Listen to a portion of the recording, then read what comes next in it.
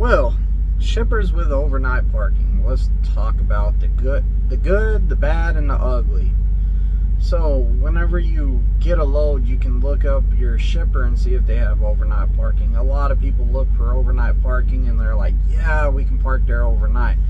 Some of the good things is that you're not starting your clock. You're like, once you get here, you arrived at the location, you checked in, you know, boom, you stop your clock, you can get a 10-hour break. So I got here, it is 5 p.m. My appointment's not till 8 a.m. in the morning, but I'm already checked in. I'm just waiting on a phone call. They start receiving at, I want to say the guy said that they start receiving at 5 a.m. I want to say it was either 5 or 6 a.m. So I'm going to get up that early and see, you know, what's going on. Good thing about overnight parking is that I'm already here, so I can use my yard movement, which I just started messing around with the yard movement here recently. I haven't ever messed with it till now. And what yard movement is it's a way you will be on duty when you use yard movement. So you will go on duty, you will be able to move the truck at less than 20 miles per hour. You have to keep it less than 20 miles per hour or it's going to throw you into driving. But you can use the yard movement to move the truck and trailer like into the dock, put it in the dock. You can use it to move all the way back out here to the overnight parking. So there's a lot of good advantages with your clock that you can manipulate to help yourself out in your situation. Now, you know, time is money, so you're actually saving some money by doing stuff like this.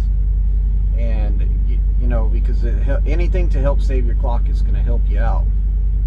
Now, some of the downfalls about overnight parking.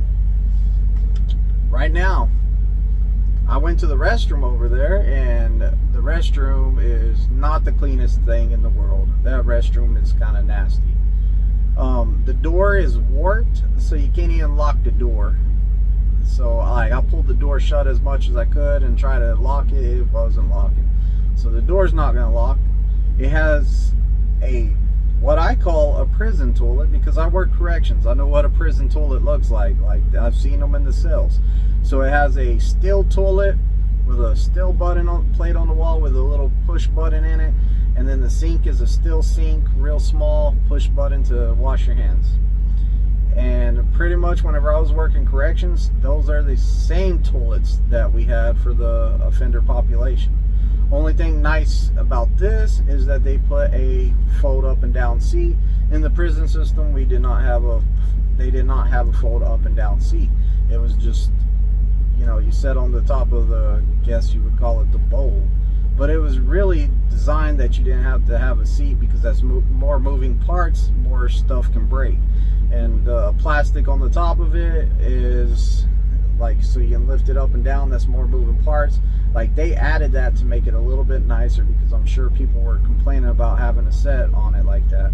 Now, in the offender population, they would keep their toilets extra clean because they had a set there, so they were always cleaning those toilets. They were spotless. And you also kind of use the toilet as your sink. I know a lot of people out there are going to be like, what? But they would use it as their sink. So they would wash their dishes in there. They would wash their clothes in there. So they kept the toilet really spotless.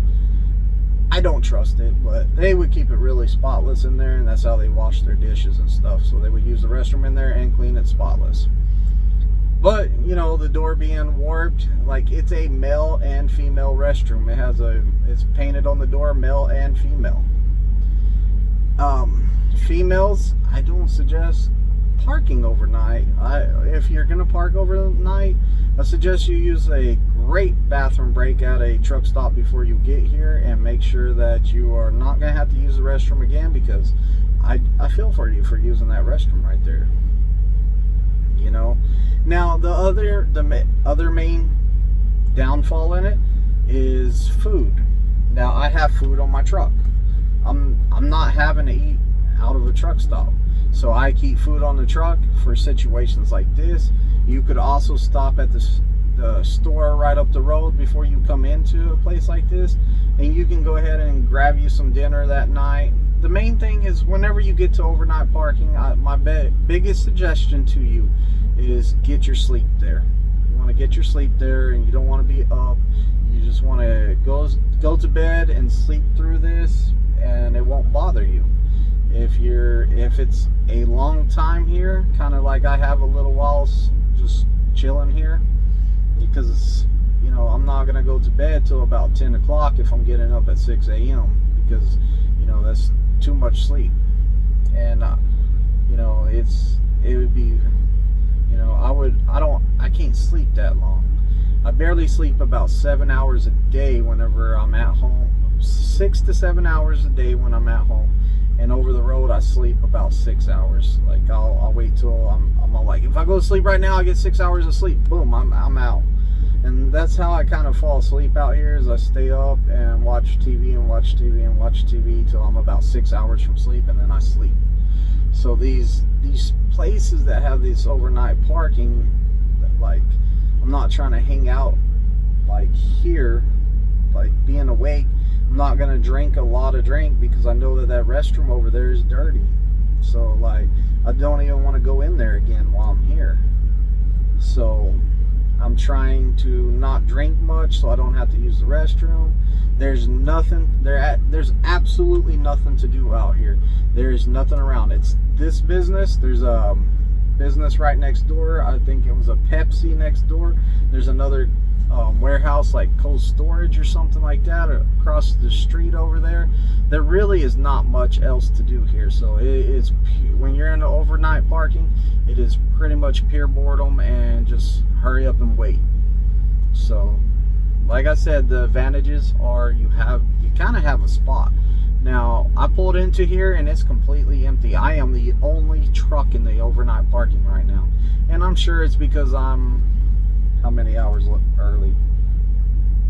I'm way early, so I'm pretty sure that's part of it, being way early like I am.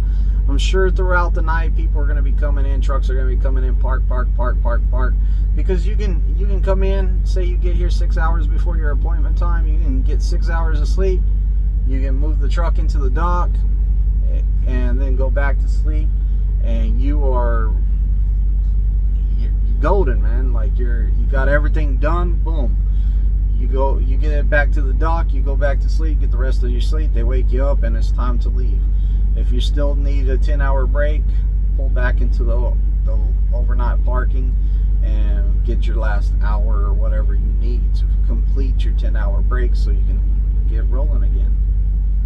So places with overnight parking, you got your good and your bad. Make your own decisions there. Make sure that you use the restroom and stock up on stuff before you come in. And I wanted to come over here first and see if there was parking, so I didn't stop at the restroom over there. I should have. I normally do.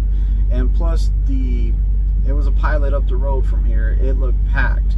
So I wanted to come here and see if there was a spot for me to park before I had to go over there and fight for a place to park. But hey, thanks for watching. Thursday night is probably going to be a bust because, you know, depending on how late I'm here is when I can pick up my next load. So I can almost guarantee you I will be driving nights tomorrow. And I'm pretty sure that I will be driving overnight tomorrow because I'll probably go somewhere, get a load, and then I'll be there overnight.